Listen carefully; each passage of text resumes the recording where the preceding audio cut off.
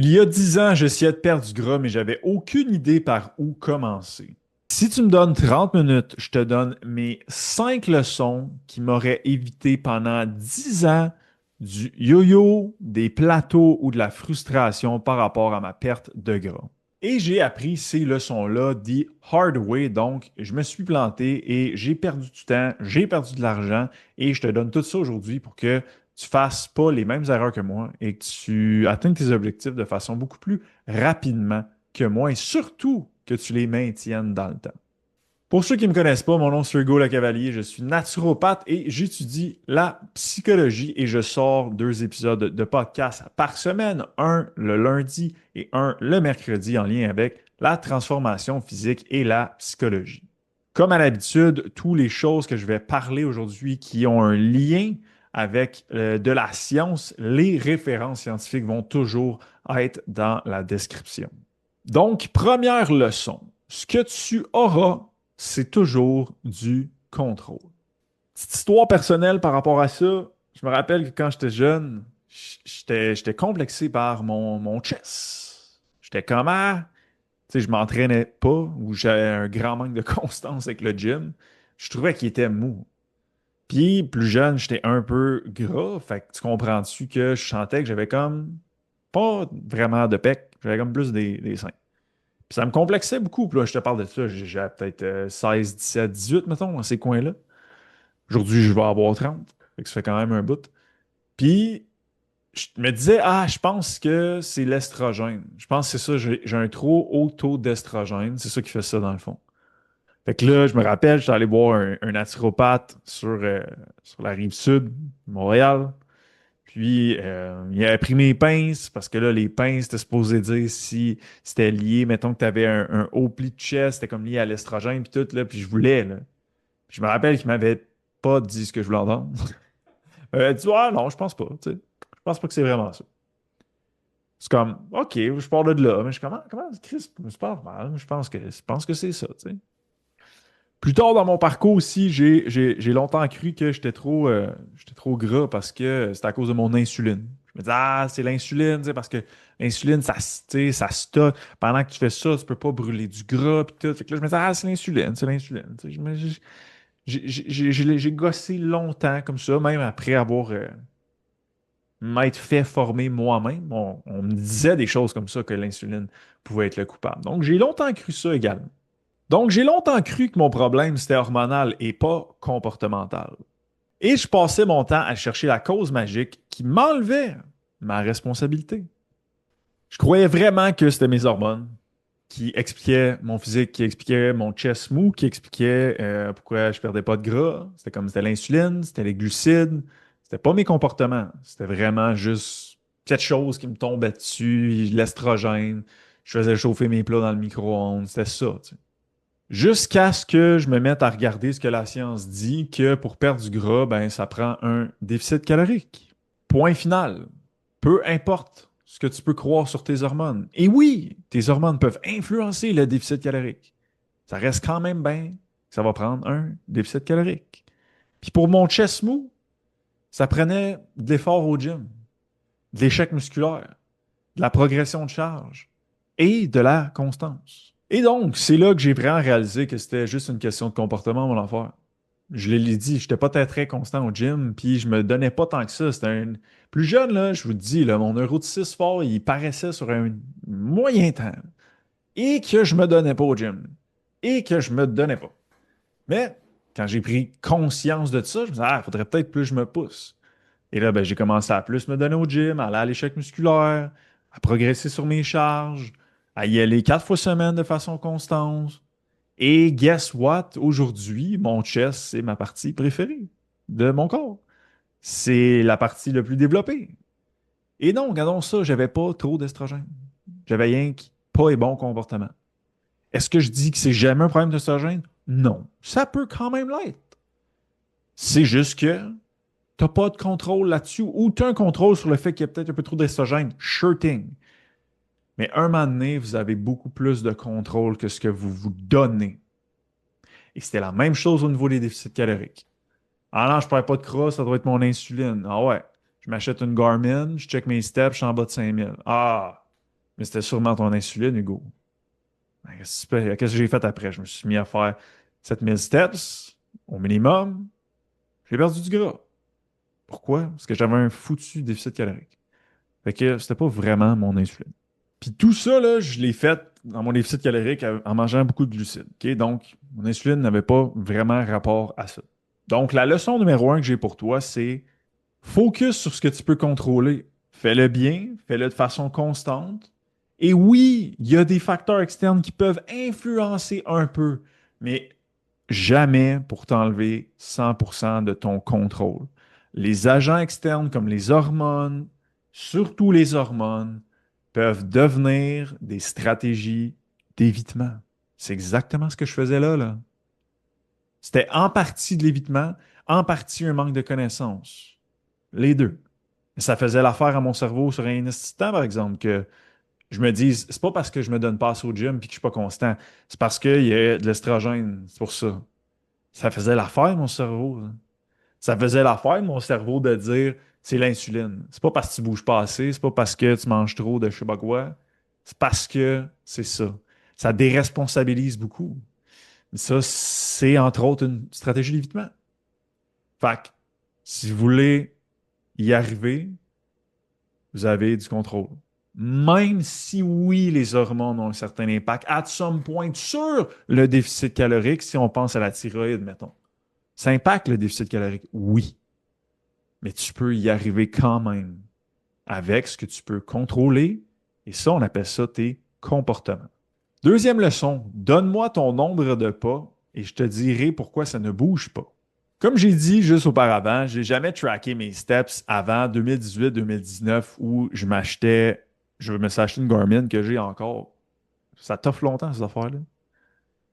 Puis, mon poids bougeait pas, comme je vous disais. J'étais comme, ouais, c'est l'insuline, hein? On se rappelle du deal. C'est l'insuline, c'est ça. C'est pas moi. C'est pas moi, j'ai rien à voir là-dedans. Jusqu'à temps que je pogne ça, puis que je réalise que, ouais, dans le fond, je fais pas beaucoup de pas par jour. Puis souvent, là, le monde sont comme, ah, les steps, ça n'a pas tant rapport. Mais c'est que les steps, c'est probablement, à moins que ceux qui font du vélo, là, ton arme numéro un pour savoir à quel point quelqu'un est actif dans sa vie. Quelqu'un qui passe sa journée assis, mettons, au bureau, assis sur son sofa, check ses steps. Il n'y en a pas. Fait que tes steps, là, c'est capital pour voir ta dépense énergétique dans ta journée. Il y a des exceptions du monde qui font du vélo, ces affaires-là, où ce que là, ça ne calcule pas. I get it, mais la majorité du monde n'en font pas. Fait que la majorité du monde, donne-moi ton nombre de pas, puis je vais te dire pourquoi ça ne va pas bouger. Parce que c'est probablement pas assez. Puis je me rappelle, dès que j'ai commencé à faire plus de steps, comme j'ai perdu du gars. J'ai perdu, j'ai fait une prep pour un photoshoot et mon cardio, là, 75% de mon cardio était de la marche. Un photoshoot dans le gym, huilé par l'API. Je me rappelle de ça. J'ai fait ça, 75% de la marche alentour de mon. Je tournais là, dans mon condo non-stop le soir pendant 15-20 minutes, des fois, là. Fait que souvent, on est comme, ah, ben, je vais 1 heure au gym, ça devrait faire une différence. C'est 60 minutes, c'est rien. C'est fuck all. Le gym ne fait pas perdre de gras. Le gym, il aide pour bien des affaires, mais c'est tellement pas un outil qui est comme clé capitale dans une perte de gras. Genre, générer un déficit calorique, le gym, c'est pas, genre, mettons que tu t'entraînes de façon muscu typique. Si tu fais tu sais, du CrossFit, des affaires dans le même, là, c'est sûr que tu vas brûler un peu plus de calories, je vous le donne, mais typique, genre, je vais squatter bien lourd, je vais faire du leg press bien lourd. C'est pas ça vraiment la variable clé. Comme parle-moi de ce que tu fais les 23 autres heures de ta journée, donc comment tu bouges. Fait que mon meilleur conseil pour cette leçon-là, c'est vraiment augmenter vos steps. Si vous avez vu, là, c'est pour ceux qui ont écouté le podcast, en haut de 7000, c'est pas mal ça qu'on veut viser selon la dernière méta-analyse de 2025. Pas obligé de te rendre à 10. Mais c'est sûr que si on est à 4 ou on est à 5, ça risque d'être plus difficile d'atteindre notre paire de gars. Leçon numéro 3. Puis là, j'ai le prime ici. Ça se peut que ça rentre dedans un peu. Mais c'est une leçon que j'ai vécue. Fait que je vous la partage. Puis ceux dont le chapeau fait, vous pouvez le mettre, mais le mettre de façon bienveillante envers vous-même. Donc, ma leçon numéro 3, c'est tu pourras rarement outshine une vie de merde. Si je regarde les moments dans ma vie où j'ai été en surpoids et j'avais pris le temps à ce moment-là d'analyser mes sphères de vie, exemple, comment ça allait ma job? Moi, je vous dis, ça allait pas. Comment ça allait mes relations? Moi, je vous dis, ça allait pas. Comment ça allait la relation avec soi-même? Moi, je vous dis, je suis anxieux, ben raide, ça allait pas. Comment ça allait la direction de ta vie, le sens, les projets, les passions? Blank. Page blanche. Si tu m'avais mis une note à chaque sphère, je pense pas que ça aurait été bien beau. Ajoute ça avec les finances, je savais pas comment gérer ça. J'évitais. Fait que c'est comme, ah, je peux pas dépenser ça, je vais le faire pareil. On aurait fait tous les sphères. Tous les sphères, là, je vous garantis qu'il n'y avait pas énormément de satisfaction dans les moments où j'étais en surpoids dans ma vie. Ce que j'ai longtemps manqué dans mon champ de vision dans le fitness, c'est l'impact de tout ce qui n'a pas rapport au fitness. Parce que tout ce qui n'a pas rapport au fitness, si ça va pas bien, ça génère des émotions négatives, que ce soit de l'anxiété, de la frustration, de la tristesse, peu importe. Il y a de l'insatisfaction. C'est parce que ça, là, la gang, ça vous prend un remboursement à quelque part. Tu as des dettes envers toi-même, là, à chaque fois, là, que tu fais de quoi que t'aimes pas. Si t'aimes pas ta job, c'est comme, va falloir rembourser ça à quelque part, là. Puis je vous dis pas de changer de job, c'est pas ça que je vous dis. Je vous dis juste que si tu as ta job et tu passes 8 heures là par jour, ton cerveau, il va falloir qu'il compense ailleurs. C'est impossible. C'est impossible. Fait que, il va compenser où? Il va compenser bien souvent s'il n'y a pas d'intrinsèque dans la vie. Il va compenser par des renforcements externes court terme. Et généralement, on appelle ça de la bouffe. On appelle ça du divertissement sur Netflix, du divertissement sur les réseaux sociaux. Ou, pour certains, c'est dans le gym que ça va. Et ça agit.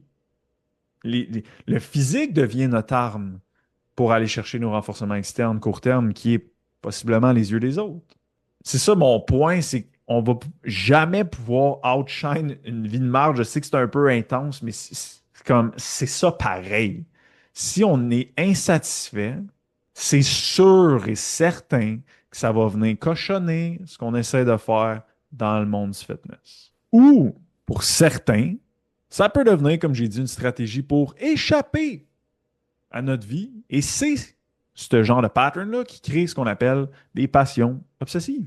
Parce qu'on gagne tellement cher là, quand on met deux pieds là, que c'est là où on devient obsédé par ça. Parce que alentour, there's nothing. Et donc, c'est sûr qu'on veut se mettre là. Puis si on menace d'enlever ça, le cerveau capote. Il gagne trop quand il va là. Fait que ne sous-estimez absolument pas what's up avec le reste de votre vie qui n'a pas rapport au fitness. Fait que voici ma leçon numéro 3. Prendre soin de sa vie au complet, c'est probablement le plus gros hack de perte de gras jamais mentionné. Tu veux être capable de faire tes steps, rester constant, faire ta meal prep, pas snacker. Ça commence par mettre un peu d'ordre, de sens et de satisfaction à ta vie. Tu peux pas outshine une vie de marde, comme j'ai dit, mais tu peux la transformer. Et ça, tu peux faire ça quand tu comprends comment ça marche être satisfait de sa vie. Et il y a une nouvelle étude qui vient de sortir, que je donne ma conférence. On s'en va dans un chalet avec des clients dans un peu moins que 2 semaines en fait. Et je vais parler de cette étude-là qui a démontré qu'on pouvait prédire la satisfaction de vie de 83% à partir de quelque chose que je nommerai pas parce que je vais garder le spoiler alert pour les clients en formation. Mais on est capable de activement travailler sur des mécanismes pour générer la satisfaction de vie. On sait comment faire ça. C'est exactement ce qu'on fait avec nos clients day in, day out pour les équiper pour être satisfaits dans chacune de leurs sphères de vie, dont le fitness, mais dont le reste aussi. Donc, si jamais ça vous intéresse, dans la description, il y a le lien pour appliquer pour notre service IVO 360. Leçon numéro 4. Si tu vas à la guerre, assure-toi d'être équipé. Pendant 8 de mes 10 années de coaching, je comprenais à rien sur pourquoi il y a des clients, dans le fond, qui font des affaires, puis il y en a d'autres qui font pas leurs affaires. C'est comme, comment ça, mon client, number one, Yab? Ça, je parle de lui souvent à ce temps-ci. Mais c'est parce qu'il m'a écrit un matin, parce qu'il trouvait ça drôle. J'ai parlé de lui dans le podcast. Fait que là, ça me vient en tête. Biais j'ai juste le mot en anglais, là, recency bias. Bref, Yab, suis ses affaires comme un scout. Ça coche depuis le début. Puis avant, dans les 8 premières années de ma vie de coaching, j'étais comme, c'est comme pourquoi? Pourquoi il suit? Les autres, ils ne suivent pas. Et c'est comme, on ne doit pas être discipliné, on ne doit pas vraiment vouloir. Tu sais. Ça, c'est les 8 premières années de coaching. Puis c'est probablement la majorité des gens, c'est ça qu'ils se disent d'eux-mêmes. Ah, si je ne dois pas assez vouloir, je ne suis pas assez discipliné. Par contre, ce que je n'avais pas compris à l'époque, c'est que vouloir perdre du gras, c'est un but. C'est tout. Puis un but, ben, ça prend des mécanismes bien précis psychologiques pour permettre à un être humain d'atteindre ça. Et ces mécanismes-là, on les connaît. Ils ne sont pas inconnus. On les sait, il y a de la science claire. Il y en a à finir sur comment ça marche, réussir à atteindre des buts dans la vie. Mais une perte de gras, c'est un but. Mais il n'y a personne ou très peu de personnes qui nous enseignent comment on devrait piloter notre propre cerveau pour s'aider à atteindre les buts qu'on se fixe dans la vie. Et ça adonne que, tiens donc, moi j'ai envie d'atteindre une perte de gras. Mais ça reste juste un but. Et donc, on sait ça prend quoi comme variable psychologique pour atteindre ces buts-là. Et on pourrait piloter notre cerveau de façon claire, nette et précise pour y arriver. Et donc, je pense, vous le savez, mais depuis 2 ans, on intègre beaucoup la psychologie à notre coaching. C'est même rendu un coaching et un cursus de formation. C'est les deux en même temps. Pourquoi pour ça? Parce que les gens doivent être équipés pour aller à la guerre. Atteindre un but, c'est ça, là. C'est dur, là. C'est dur persévérer. Avoir l'idée d'un but, vouloir atteindre un but, c'est facile. Commencer, avoir le petit high du début, c'est facile. Atteindre le but, rester au top et donc maintenir le but qu'on a acquis, ça, c'est aller à la guerre. Puis pour ça, il faut t'équiper la personne pour faire ça. Qu'est-ce qu'on veut dire par équiper la personne pour faire ça? On parle de comprendre ses traits de personnalité et savoir comment les piloter. Parce que juste les savoir uniquement, ça ne va absolument rien changer. On parle de comprendre la science de la motivation et savoir la piloter. Parce que juste la savoir, puis pas savoir la piloter, ça ne changera absolument rien. Et on parle de comprendre l'anxiété et savoir la piloter, parce que ça, c'est capital.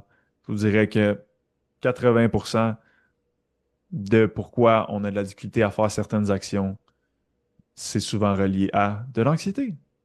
Mais si on apprenait aux gens comment piloter cette affaire-là, on les aiderait à atteindre tout type de but qu'ils voudraient, dont la perte de gras.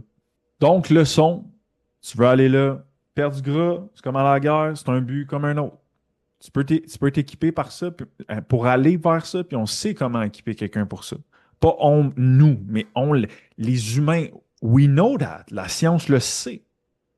Maintenant, c'est juste de prendre ce que la science sait, être une courroie de transmission pour le public et leur dire, c'est exactement notre rôle, mais c'est exactement le rôle que j'invite de plus en plus d'intervenants à faire. Parce qu'il n'y a pas assez de gens qui savent comment être équipés pour atteindre des buts. Et leçon numéro 5, les faits avant tout. Ça m'a pris du temps à m'aider moi-même et aider mes clients. Je les aidais, OK? C'est pas que je les aidais pas, mais ça m'a pris du temps parce que je trouvais toujours qu'il me manquait certains éléments. Il y a des affaires qui allaient bien, mais il y a d'autres affaires qui allaient pas bien. Fait qu'il m'a toujours manqué des affaires, comme avec mes steps au début, comme avec l'estrogène et l'insuline au début, comme avec le manque de constance, le manque de discipline que je nommais de mes clients pendant mes 8 premières années de coaching. On pense que ce qui compte, ce qui va nous aider, c'est ce qu'on voit sur TikTok.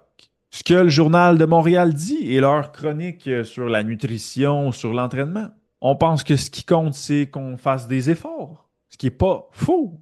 Mais le but, ce n'est pas de juste faire des efforts. Le but, c'est de faire des efforts sur les bonnes choses. Parce que c'est comme, je peux vouloir Visser une vis avec mes doigts, puis je peux mettre tout l'effort que je veux, ça ne marchera pas. J'ai pas la bonne technique. C'est pas de même, ça marche. J'ai pas la bonne recette. Fait que c'est pas juste une question d'effort. C'est une question d'effort sur les bonnes choses. OK, mais comment, Dieu, on peut savoir c'est quoi les bonnes choses, Hugo? Ça, on appelle ça de la science. Et c'est ça qui compte vraiment, les faits. Les faits, c'est de la science. Et c'est ce qui se rapproche le plus de la vérité. Pas nos hypothèses, pas nos interprétations, pas nos émotions. Je dis pas que c'est pas valide. Je dis pas qu'ils ont pas des fois notre hypothèse est pas juste. C'est pas ça que je dis. Je dis juste que ça nous prend des faits avant tout. Puis ça se peut que ton hypothèse soit corrélée à des faits, puis ça se peut que tu aies la bonne grille d'analyse pour faire ton hypothèse parce que tu connais de la science. That's good. Mais ça se peut aussi que tu joues le même jeu que moi que j'ai joué avec. Ouais, je pense que c'est l'estrogène dans le fond, c'est ça. Ouais, je pense que c'est l'insuline dans le fond. Je pense que je pense que c'est, tu sais, je pense que c'est ci, je pense que c'est ça. On s'en fout.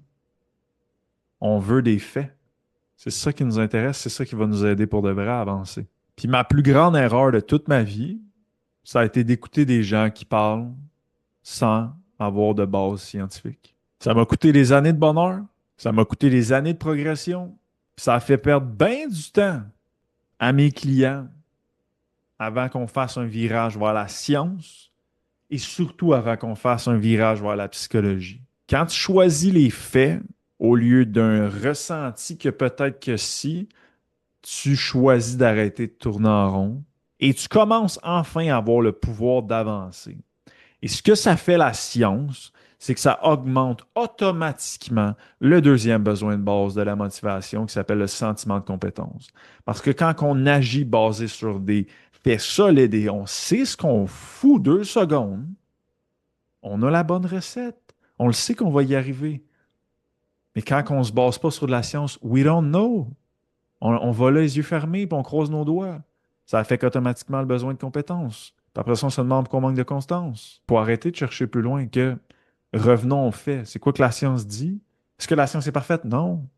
Ça reste quand même ce qui se rapproche le plus de la vérité. Et il y a de la science assez solide qui est capable de nous démontrer quoi faire pour atteindre nos objectifs. Un déficit calorique, ça ne bougera pas. C'est ça. L'anxiété, c'est de même que ça marche, c'est ça. La théorie de l'autodétermination, c'est comme autonomie, compétence, affiliation. Les traits de personnalité du Big Five, c'est robuste, ça, là. Il y a des petites affaires à gauche, à droite, pas le stevia, mais le sucralose, puis tout. OK, ça, on est moins sûr, c'est un peu plus nouveau. Mais il y a des affaires que c'est clair. Puis les affaires pour perdre du gras sont claires. Donc, ça revient quand même un peu avec mon point du début. Vous avez du contrôle, puis vous avez du contrôle sur ce que la science nous démontre. Donc voilà pour mes leçons pour 10 ans de parcours de perte de gras. Je viens pas d'arriver avec ma perte de gras, mais je peux dire que ça m'a peut-être pris 5-6 ans à y arriver. Et maintenant, je me maintiens comme ça depuis 5-6 ans. Et donc, je suis curieux, si tu es au début de ton parcours, tu commences, ben, je t'invite à peut-être poser tes questions dans les commentaires sur Spotify, YouTube, sur comment on pourrait, ce serait la communauté, là, pas nécessairement nous, t'aider si tu as des questions par rapport à ça pour t'aider. Et si tu es comme moi, ça fait longtemps que tu es t'as fait ton processus de perte de gras, puis tu y es arrivé, puis tu le maintiens, ok, c'est un facteur clé, tu le maintiens. C'est quoi à toi tes leçons? Écris-moi ça en commentaire Spotify, YouTube. C'est quoi vos leçons à vous que les gens là, qui commencent, ou peu importe, là, qui vont pouvoir lire dans les commentaires, parce qu'on a chacun notre parcours propre à nous. Puis je suis sûr et certain que vous avez des leçons, vous autres aussi, que vous dites, aïe, aïe, aïe, si je pouvais savoir ça dès le début, ça m'aurait grandement aidé. Donc, peu importe où tu en es dans ton parcours, j'espère que cet épisode du podcast t'a grandement aidé. Et comme à l'habitude, si jamais vous voulez de l'aide avec tout ça, eh bien, vous pouvez appliquer pour le service Ivo 360. Le lien est dans les commentaires.